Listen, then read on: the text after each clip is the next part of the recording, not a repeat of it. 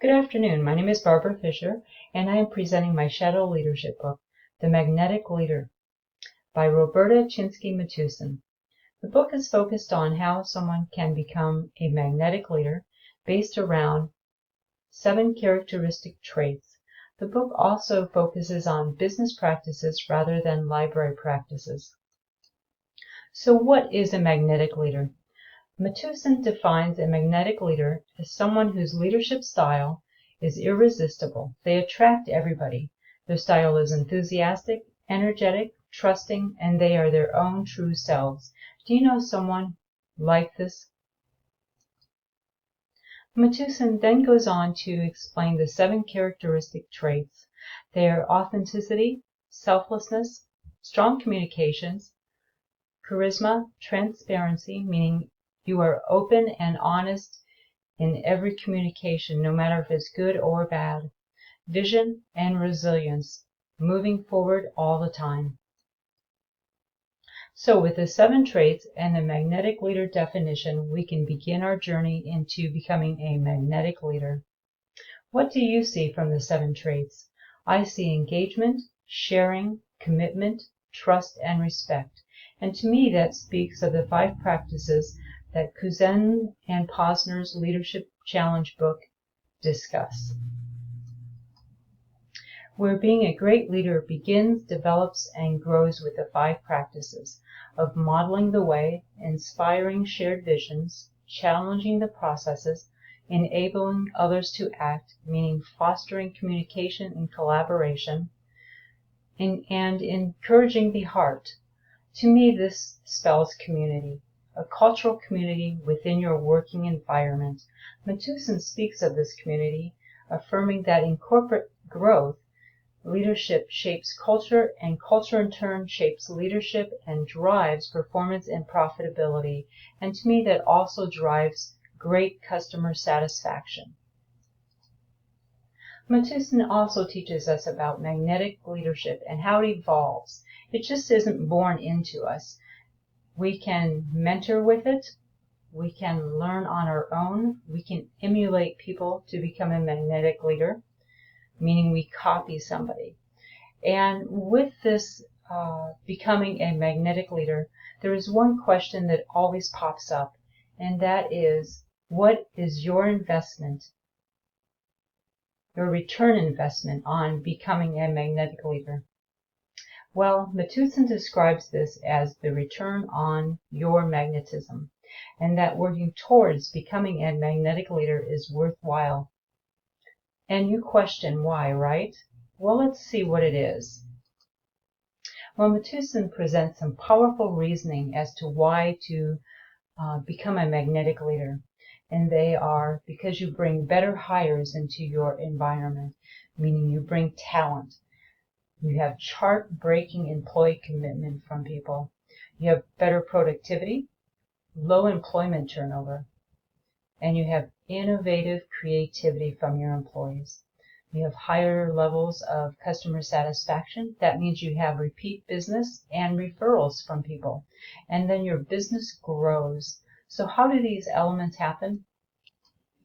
Well, when your magnetic leadership is taking hold and the traits are working well for you, influence and action happens.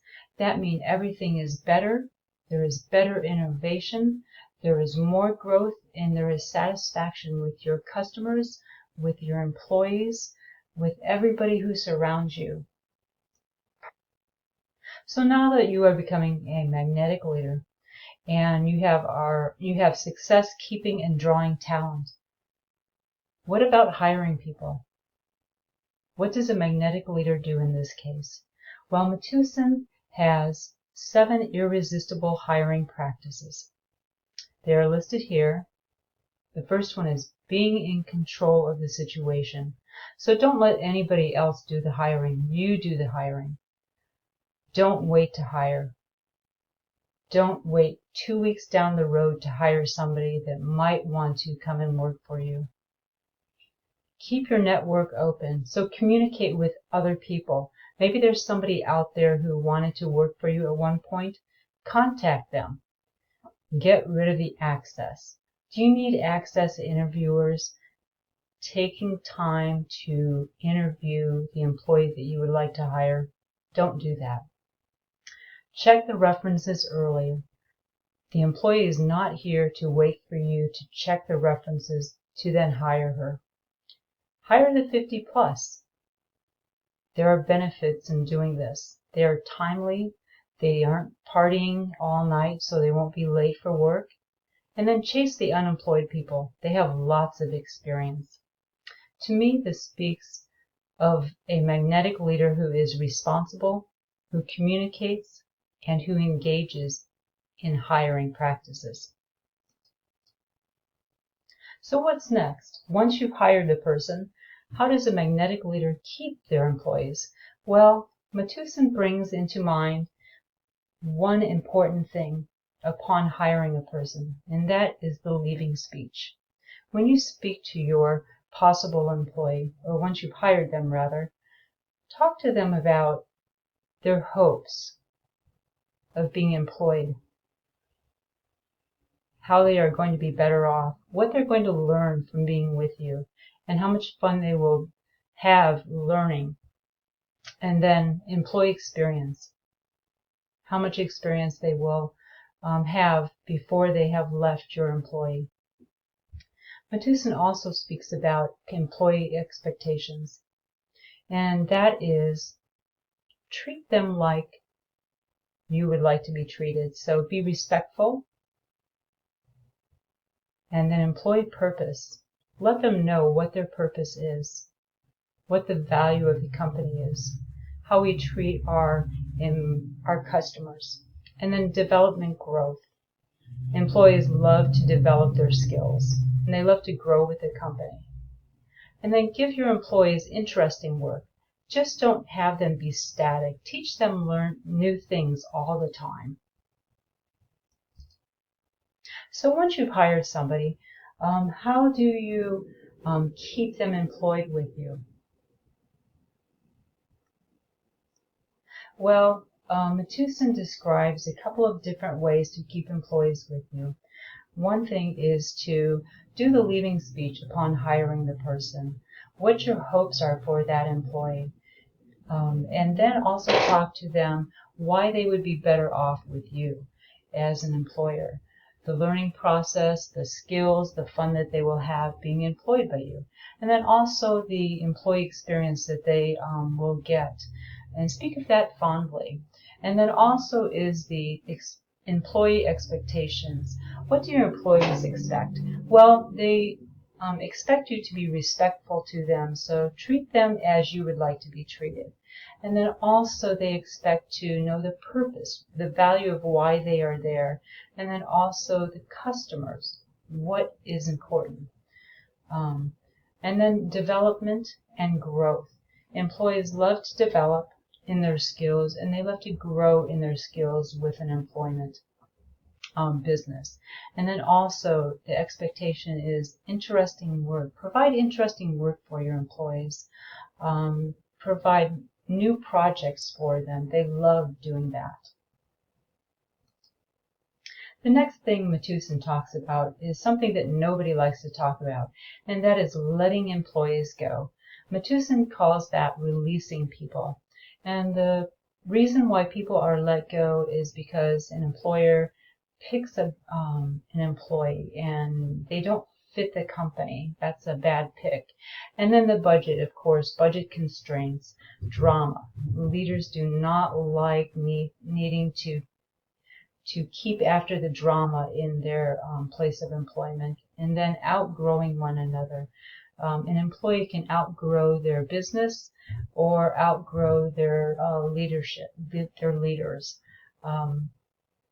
And then on that, keeping your magnetism. How does a magnetic leader keep their magnetism when letting an employee go? Well, you speed up matters. Don't just take it slow when you're letting somebody go. Speed that up. And then be compassionate and respectful to the person that you are letting go. Be clear that you are letting them go. Be honest and transparent as to the reason why you are letting them go. And then keep it short. You don't like to keep it long, and then they don't like to either. They are very nervous during this process. And then do it as the leader. Don't let anybody else let somebody go. You do that. That is your responsibility. And then environment matters. Don't let somebody go in an open space where everybody can hear.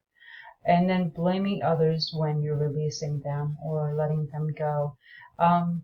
Don't blame your company, or don't blame this employee or that employee. Take responsibility for that yourself. The last thing that Matusan talks about is sustaining your magnetism as a magnetic leader. And she has a couple of different points here to keep your magnetism going as a leader. Keep it going. Stick to your commitment. Remember, commitment just isn't something that's fast. It takes time. And then also stay charged, educate yourself, and continue with learning new skills. Challenge the status quo. Don't stay static. Keep on learning things and doing things, educating other people, for instance. Be a mentor. Share your experience with people. Don't be afraid to fail. Failure is good. We need failure sometimes to learn. And then charge up your followers. Be a mentor, encourage them, and share with them at all things that you are speaking to them about. And then keep up on trends. For example, if you are a librarian, keep up with the OLA or the American Library Association or the Public Library Association, whichever one is most interesting to you. And then keep your energy level up. Keep excited, smile, level up with your employees. Keep it going. So keep learning about yourself.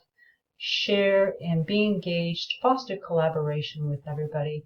You will be the new unforgettable you. You are branding yourself as a magnetic leader, and that's very important in a regular business, a library, and or a nonprofit. It's very important.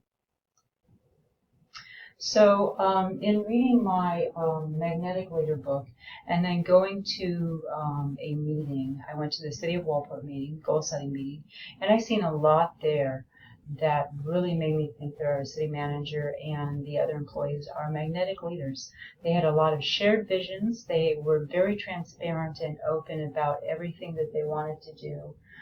They were working together in tandem. And so there was no selflessness there, and they did challenge the status quo. They want to do a lot of things with the city, and so they are challenging everything. And there's strong communication between all the members that were there. There were 9 members present, 7 community board members, the city manager, and the maintenance manager. But it was a great day for me to see that taking place. So get ready, become a magnetic leader. In Matusan's book, she has magnetic leader worksheets. This one here you see is a self-assessment sheet. So it has all the traits in it. So begin your journey today with Matusan's 7 character traits so you can connect, inspire, and enrich your employees, staff, and customers every day. And here are my cited resources for my presentation.